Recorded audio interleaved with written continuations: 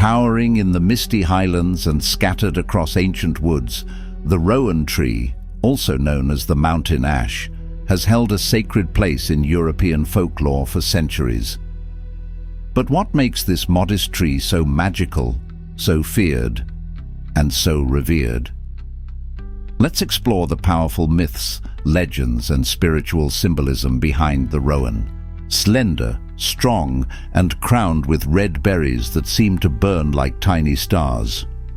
The rowan tree has stood as a sentinel at the crossroads of nature and myth for thousands of years.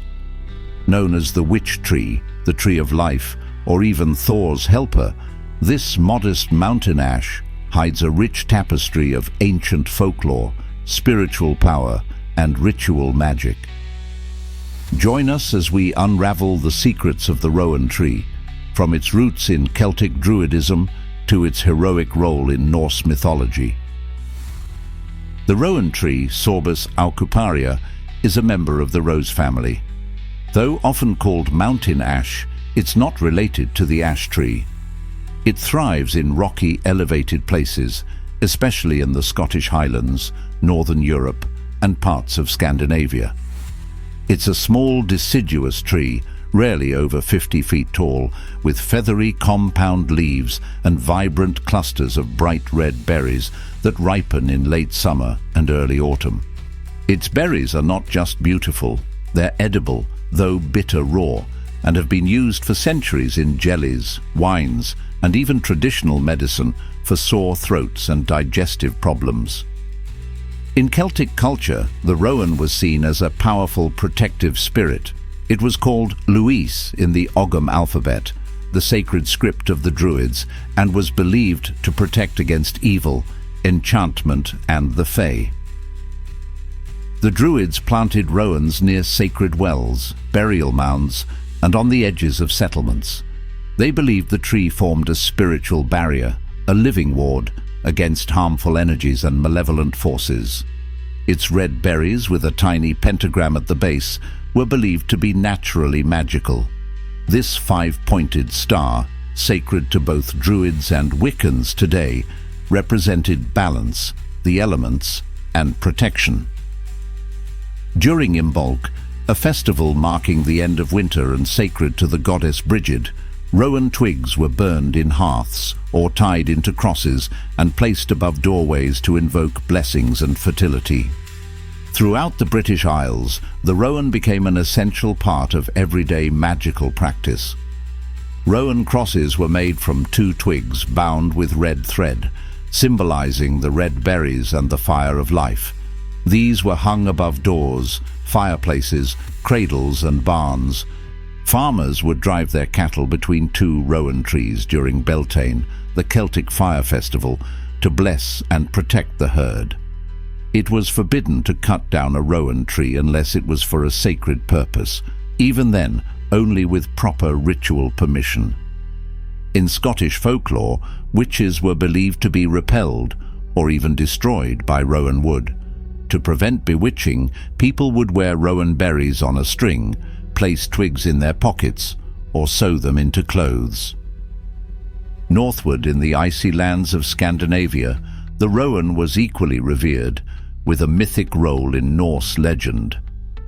One of the most famous stories involves the thunder god Thor. During a journey through the 9 realms, Thor attempted to cross a treacherous river, Elivagar, the icy stream that separates worlds.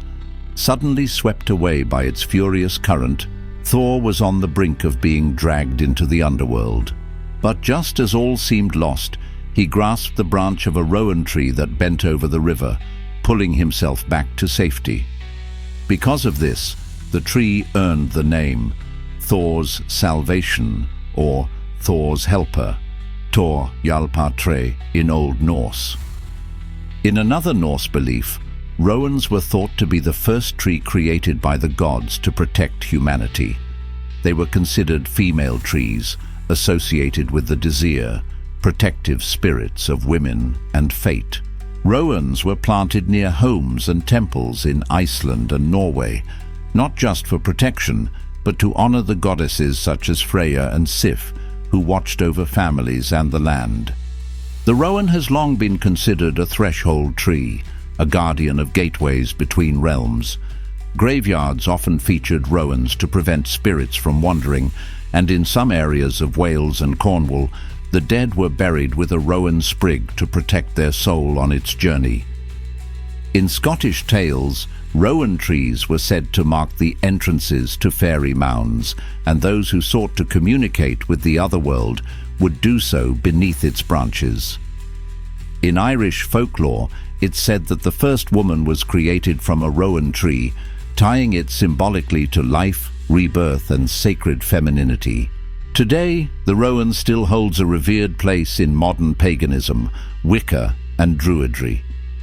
It's seen as a tree of intuition, insight, and psychic clarity, often used in divination tools or planted in spiritual gardens.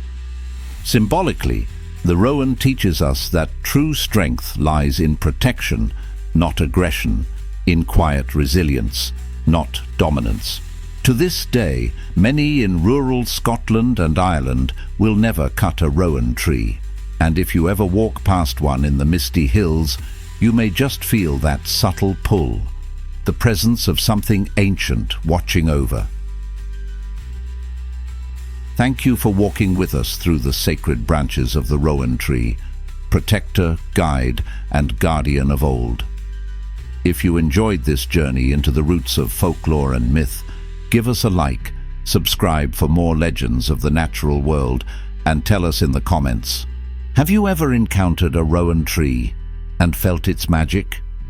Until next time, may the spirits of the forest watch over you.